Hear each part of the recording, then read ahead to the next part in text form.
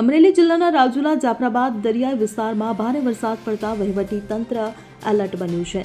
ત્યારબાદ જાફરાબાદ બંદર પર કલેક્ટર વિકલ્પ ભારદ્વાજ, ધારાસભ્ય હીરા સોલંકી પહોંચ્યા હતા અને લાપતા ખલાસીઓ અંગે સમીક્ષા કરી હતી।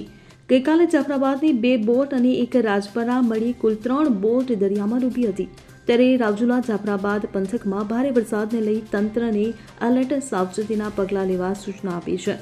ત્યારે અમરેલી જાફરાબાદની સ્થિતિને લઈ અમરેલી એસપી સંજય ખરાટ પણ જાફરાબાદ પહોંચ્યા હતા। તેમણે જાફરાબાદ પહોંચી ધારાસભ્ય હીરા સોલંકી સાથે પરિસ્થિતિની સમીક્ષા કરી હતી।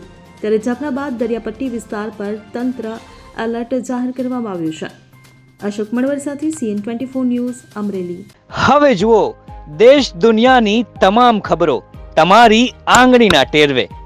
ઉઠાવો મોબાઈલ અને Google Play Store પરથી ડાઉનલોડ કરો અમારી CN24 ન્યૂઝ મોબાઈલ એપ।